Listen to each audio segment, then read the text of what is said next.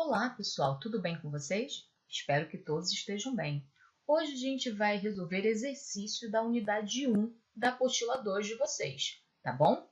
Sou a professora Nádia e vou estar explicando para vocês questões sobre números racionais. Só que antes da gente começar a resolver as questões sobre números racionais das páginas 206 e 207, vamos relembrar alguns assuntos importantes para nos ajudar a gente resolver as questões. Veja, é importante saber o que é uma fração, o que ela representa. Neste caso aqui, eu estou representando que, através de uma fração, eu represento a parte de um inteiro. Como, por exemplo, uma pizza completa, sem consumir nada, ela representa o inteiro, não é? A pizza não está toda completa. Agora, quando a gente divide essa pizza em partes, essa pizza ela vai ter o quê? As partes fracionadas.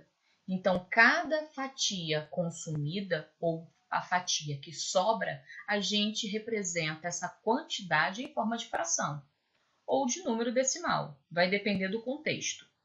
Veja aqui que neste caso aqui eu tenho uma fração que está 1/8. O que significa o denominador? É a quantidade total de fatias que o meu inteiro foi dividido. O número 1, que é o numerador, representa a quantidade de fatia consumida ou que sobrou, tá bom? Então, lembrando, eu tenho o numerador e o denominador para representar a minha fração. O denominador representa a quantidade total de partes do meu inteiro e o meu numerador a parte consumida, ok? Então, vamos ver. Operação inversa. O que é isso? Operação não, fração inversa. Porque também vocês vão ouvir falar sobre operação inversa, tá, gente? Fração inversa é você pegar a fração existente. Então, veja aqui, você tem uma fração 3/6. E você vai fazer o inverso. Veja, 2/3. Observe que só foi o quê? Inverter os lugares, ó. Eu antes tinha 3/6 e agora eu tenho 2/3. Veja que o número 3 se tornou o denominador na fração inversa e o 2, que era o denominador, se tornou o numerador da fração. Então, por isso que ela se tornou uma fração inversa. Toda vez que tiver que fazer o inverso de uma fração, você já sabe que você vai ter que fazer isso aqui, tá bom? Vamos relembrar outro assunto, módulo. Como é que eu faço para achar o módulo de um número?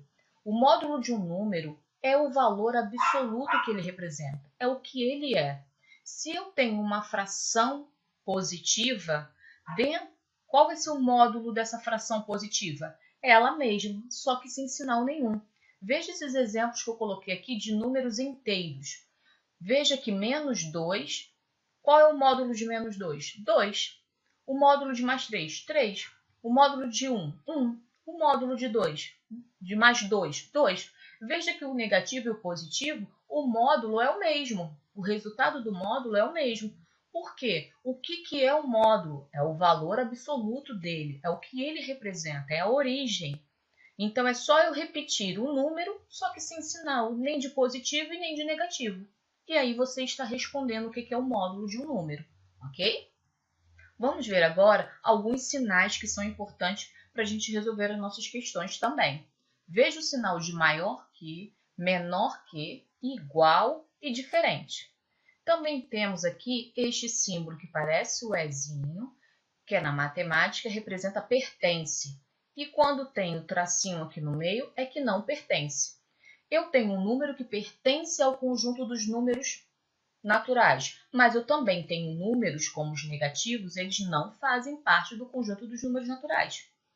E eu também sei que todos os conjuntos, todos os elementos do natural, do conjunto dos naturais, todos os elementos do conjunto dos inteiros, todos eles pertencem ao conjunto dos racionais. Agora, eu não posso dizer para você que os racionais, que todos os elementos dos racionais pertencem tanto aos inteiros quanto aos naturais, tá bom? Isso é muito importante. A boquinha aberta, você está vendo que você está dizendo que o número é maior que o outro. Com a boquinha inclinada ao contrário, ó, fechadinha, mostra que o número que estiver aqui vai ser menor que o outro. O sinal de igual e de diferente, ok? Vamos agora ver outro assunto importante antes da gente começar a resolver nossas questões. Toda fração é uma divisão. Já falamos sobre isso várias vezes, mas é sempre bom repetir.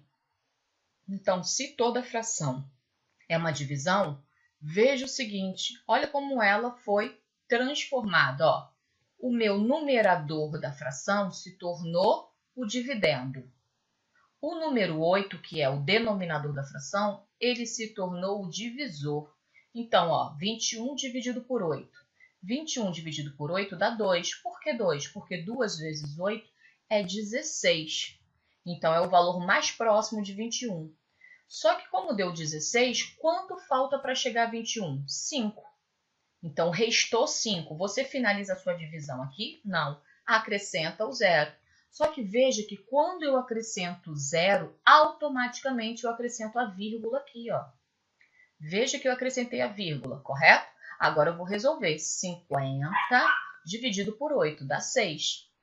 6 vezes 8 dá 48, mas é próximo de 50. Quanto falta para chegar a 50? 2. Então, restou 2. Eu paro minha divisão aqui? Não, continuo acrescentando zero. Só que você vai acrescentar vírgula de novo? Não, porque o número decimal ele só tem uma vírgula.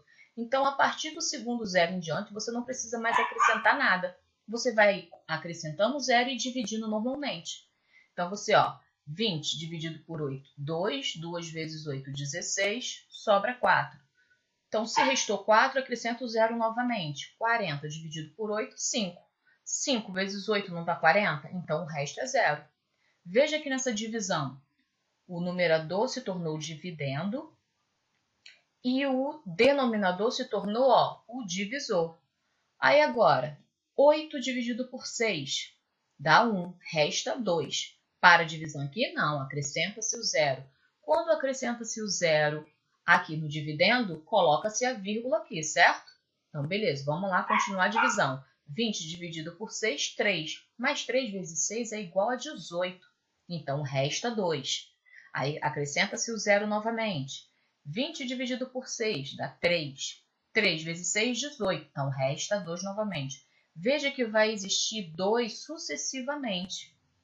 Então, aqui também vai repetir 3 sucessivamente.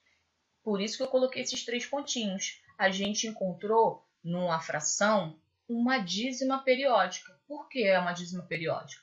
Porque é um número decimal em que a parte decimal se repete sucessivamente. E ela faz parte do conjunto dos números racionais, tá bom? É importante vocês saberem disso. Outro assunto importante e que vocês às vezes apresentam dificuldade é na hora de simplificar. Bem, como é que eu faço para simplificar um número decimal? Primeiro, você transforma ele em fração. Transformei em fração. Veja que eu coloquei 100 aqui embaixo. Por que eu coloquei 100 aqui embaixo? Porque no meu número decimal eu tenho 2 casas decimais. Então, por isso que eu transformei em fração e coloquei o 100 como meu denominador. Agora, simplificar. Veja que eu escolhi o 2, mas você poderia ver se dá para dividir por outro número. Nesse caso aqui, talvez não dê. Então, eu escolhi o 2, porque é o único divisor que dá para dividir os dois. Então, ó, 842 dividido por 2 dá 421. 100 dividido por 2, 50. A mesma coisa aqui, ó. Quantas casas decimais, ó, eu tenho neste número? Só 1. Então, eu vou botar 100? Não, eu vou botar 10, porque 10 representa com o zero. O 100 representa com 2 zeros. Então, os zeros são as casas decimais que eu tenho em cada número. Então, ficou 186. Veja que o número completo, só que sem a vírgula. Sobre 10, o meu denominador 10 é porque eu só tenho uma casa decimal. Beleza. Também simplifiquei por 2. Porque eu percebi que os dois números da minha fração, tanto o numerador quanto o denominador, eles são divisíveis por 2. Então, 186 dividido por 2, 93. 10 dividido por 2, 5. Ok, galera? Preste atenção na hora de simplificar, isso é muito importante. Vamos lá. Na hora de você comparar duas frações distintas. Veja que eu tenho aqui duas frações que são iguais, mas se você olhar visualmente, elas apresentam números diferentes. Como é que elas são iguais? Para você fazer essa comparação e descobrir se elas são iguais, transforme a fração numa divisão, que você sabe que toda fração é uma divisão, e divida cada um individualmente. Veja que os resultados foram os mesmos. Então, por isso que elas são iguais. Elas têm a mesma quantidade, tá? Isso é muito importante vocês observarem isso. Beleza. Agora fizemos um resumo sobre a nossa matéria, sobre os assuntos que vão ser abordados na nossa atividade e agora vamos resolver. Bem, a primeira questão está na página 206. Ela pede o seguinte: para que represente as frações a seguir em forma decimal, faça os cálculos no seu caderno. Então, você vai desenvolver no seu caderno cada divisão. Então, eu vou dividir o 11 por 4, vou dividir 88 por 10, vou dividir 87 por 5, vou dividir o 6 por 9, vou dividir o 102 por 15, o 21 por 8, o 7 vou dividir por 4, o 8 vai ser dividido por 6. Beleza. Após você fazer todas essas divisões individualmente, você vai encontrar os seguintes resultados. Veja, para a primeira aqui, veja que 11 dividido por 4 dá 2,75. Galera, uma coisa importante, veja que a gente alterou, a gente dividiu os números, mas os sinais que nelas estão negativo ou positivo permanecem no nosso resultado, tá? Se você tem uma fração negativa, você vai ter um número decimal negativo, você vai ter um resultado de uma divisão negativa e assim sucessivamente, tá bom? Então, veja os outros casos. 88 dividido por 10. Você pode fazer a divisão normalmente no seu caderno ou simplesmente contar quantos zeros tem o 10. 1. Então, já que tem 1, você só o quê? Anda uma casa e acrescenta a vírgula. A gente sempre anda de trás para frente na hora de dividir. Se fosse 100 aqui, professora, como é que eu faria? Eu andaria uma, duas e colocaria o zero aqui, a vírgula aqui. Já que não tem nenhum número na frente, aí eu iria acrescentar o zero. Então, na hora de dividir qualquer número por 10, 100 ou 1000, é só contar a quantidade de zeros e depois andar com a casa e acrescentar a vírgula. Ok? Então, vocês vão fazer isso em todas as questões. A mesma coisa aqui, na hora de dividir o 8. Aqui, gente, é 87 dividido por 5, tá? Não tem essa vírgula aqui, não. E aí, você acha esse resultado. Você tem aqui 6 dividido por 9, que dá 0,66 e deu uma dízima periódica. Eu sei que esse número decimal é classificado como uma dízima periódica porque a parte decimal é repetida, se repete sucessivamente e é infinita, ok? Vamos então ver a resposta das outras questões. Veja que 102 dividido por 15 deu 6,8, 21 dividido por 8, 7 dividido por 4, 8 dividido por 6, encontramos uma dízima aqui, tá bom? Vamos então agora para a próxima questão. Fique atento que essas questões de transformação são detalhes importantes. Então, vamos lá. Agora, a próxima questão pede que você faça o quê? Transforme os números decimais em frações e depois simplifique. A gente falou isso no nosso resumo. Então, primeiro, você vai transformar esse número numa fração. Veja o seguinte, pelas casas decimais, tem uma, duas, então o meu denominador vai ser 100. Eu só tenho uma casa decimal, então o meu denominador vai ser 10. Eu tenho 3 casas decimais, então o meu denominador vai ser 1000. Aqui eu só tenho uma casa decimal, então o meu denominador vai ser 10. E aqui tem 2 casas decimais, então o meu denominador vai ser 1000. 1000 não, desculpa, 100. Uma casa decimal, 10. Uma casa decimal, 10. Duas casas decimais, 100. Então, a gente já viu. Então, como ficaria assim? Veja, aqui apresenta as frações, os números decimais transformados em frações e depois simplificado. Veja a simplificação. Você vai ter que olhar se o número pode ser dividido por 3, mas tem que ser os dois. Será que os dois números podem ser divididos por 3? Ah, não dá, então descarta. Pensa em outro número, 2, 4, 5 e assim sucessivamente. Não pense em um único número que divida 1000. Mas se não der para dividir 102, então não dá para dividir. Você tem que pensar no divisor que divida os dois números, ok? Então, aqui, a gente já viu como é o procedimento. Transformar de acordo com as casas decimais do meu número decimal. E depois a simplificação, que é você pensar em um número que possa dividir o numerador e o denominador. Veja que eu botei 100, porque são duas casas decimais. Veja que eu botei 10, porque é uma casa decimal. Veja que eu coloquei 1000, porque são 3 casas decimais. Tá bom? Então, vamos lá. Vamos para a próxima questão. Veja o que a próxima questão quer. Que você utilize os sinais, os símbolos de maior que, menor que e igual. Então, você vai fazer o seguinte. Você vai analisar cada situação, cada número representado em cada questão. Eu tenho dois números negativos. Eu vou ter que dividir cada um individualmente e ver qual o valor que vai ficar mais próximo do zero. Porque qual é a regrinha dos números negativos? Os números negativos, para eu comparar quem é o maior e o menor, é para eu fazer o quê?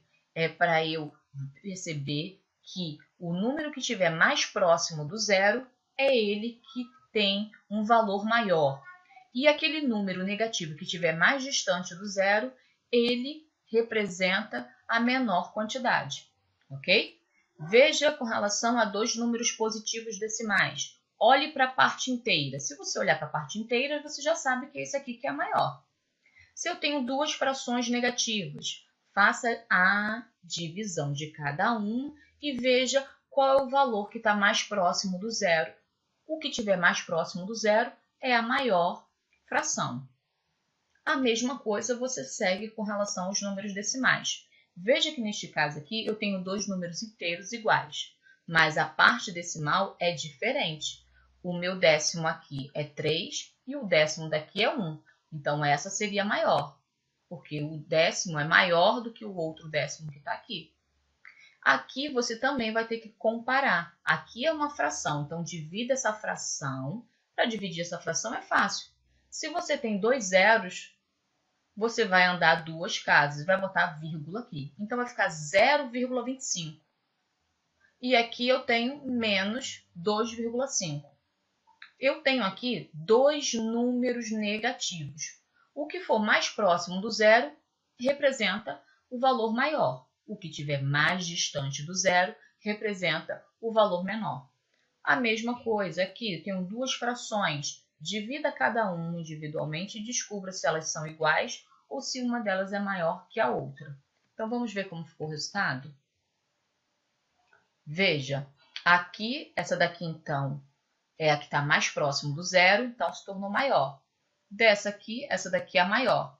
Veja que você tem duas frações construídas com números diferentes, mas quando você resolve a divisão, você vê o quê? Que as duas têm a mesma quantidade, a mesma medida. Aqui, vamos ver como ficou o resultado deste lado aqui. Veja que este aqui ficou maior, porque a parte do décimo, tá vendo? É maior que essa daqui, ó. Entre 3 e 1, 3 é maior. Veja que esse aqui é maior porque é o mais próximo do zero do que o 2,5. E veja que nesses dois casos aqui, na hora de fazer a divisão, os resultados encontrados. Entre a parte inteira, 2 e 3, quem é o maior? 3, certo? Então, vamos lá para a próxima questão. Agora estamos na página 207. Veja a página 207, módulo. Mas, professor, o módulo que tem aqui é x. Como é que eu resolvo isso? Ó, ele está dizendo que x, o módulo de x, ele quer saber o módulo de x. E o que é o módulo de x? Se ele está colocando um sinal de igual, ele está dizendo que x é menos 10. E o que a gente aprendeu de módulo? O módulo de um valor positivo ou de um valor negativo, tanto faz, é ele mesmo. É o valor absoluto, é o que ele representa, não é isso? Então, aqui neste caso, quem seria o módulo de x? 10. E neste outro caso aqui, professora, aqui o módulo de x é igual a 15. E 15 é igual ao módulo de x. Então, o que é o módulo? 15. A mesma coisa aqui. Veja que o módulo de qualquer letrinha aqui, o x ou que qualquer letra, o módulo é o número que está apresentando na questão. É o número apresentado na questão, só que sem sinal. Então, você vai repetir todos esses números que estão aqui, só que você não precisa nem colocar o sinal de positivo e nem de negativo, porque você representar o módulo de um número é você representar o valor absoluto, o que ele representa. Então, veja como é que ficou. X é igual a 10, como eu já tinha falado. Se, eu tenho aqui, eu posso ter o módulo de menos 15 ou o módulo de mais 15. Então, x pode ser tanto menos 15 quanto 15, que o resultado vai dar o quê? 15.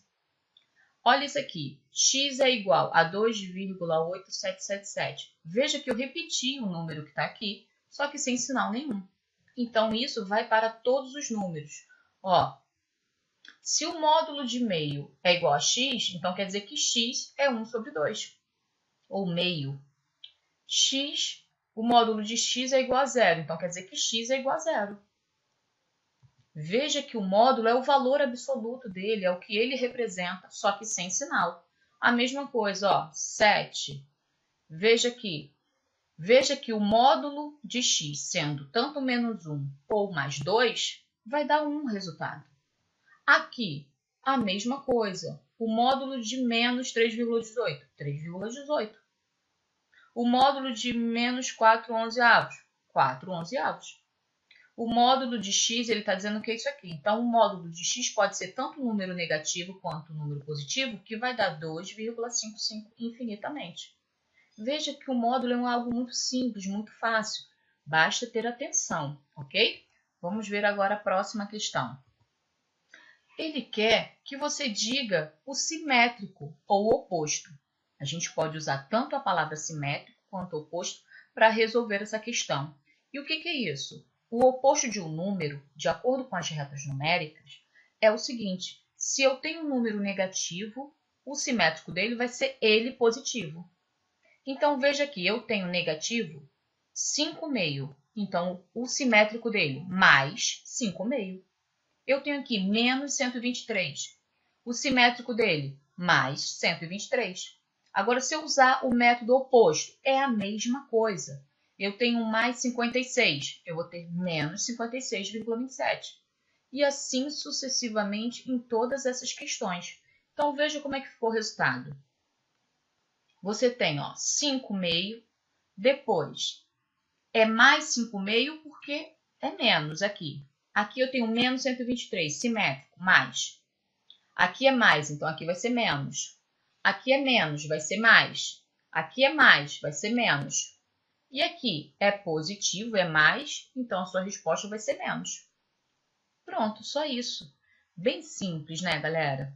Então essa matéria está bem tranquila. O inverso também falamos. O que é o inverso? É fazer o inverso dessa fração aqui. Se eu tenho 51/22, eu vou ter agora o quê? 22 sobre 51. Aqui, professora, ele não tem denominador. Tem sim, só não está visível. Que número que a gente coloca tanto no número natural quanto nos números negativos dos inteiros? O 1, para representar uma fração. E o inverso dela? 1/7. Então, vamos ver, então, e quando for um número decimal, como é que eu vou saber o inverso dele? Primeiro, você transforma em fração. Veja que ele só tem uma casa decimal, então o denominador vai ser 10. Então, eu vou ter o quê? 45 sobre 10, tá bom? Ou 45 décimos. Então, vamos lá. como ficaria a resposta dessa questão? Olha eu invertendo, ó. O 22 subiu e o 51 desceu. Ó, 22 veio para cima e o 51 para baixo. Lembra que eu falei que tem um 1 invisível aqui? Então, ó, olha o 1 foi para cima e o 7 foi para baixo. O 1 foi para baixo, então você pode colocar ou não, tanto faz, tá? E o 18 foi para cima. Ó, 4. Como eu falei que era uma casa decimal, ficaria como aqui? Ficaria 45, certo? Sobre 10. Correto? Beleza. Agora veja, o 10 foi para cima e o 45 foi para baixo, porque eu fiz o inverso. Eu inverti os números da minha fração, tá bom? É isso que vocês precisam observar com relação a isso. E a mesma coisa nos outros, ó. Aqui não tem número nenhum, é porque tem o número 1. Aqui também. Quantas casas decimais eu tenho aqui? 2, então eu vou ter 100 no meu denominador. Mas como o meu denominador, no inverso, ele se torna um numerador, ó, que ele sobe, você já está vendo que é 100. A mesma coisa em todos os outros casos. Veja que eu inverti a cada fração. O número que estava em cima foi... O número que estava embaixo foi para cima e o número que estava em cima foi para baixo. Isso é fração inversa, galera. Bem, finalizamos a correção da página 206 e 207. Espero que vocês tenham entendido, gostado de mais uma aula. Veja quantas vezes for necessário para que você entenda cada questão, tá bom? Fique com Deus, mantenha sua mente ocupada, estudem, ouçam músicas, mas não esqueça de estudar, tá bom? Um grande abraço, fica com Deus.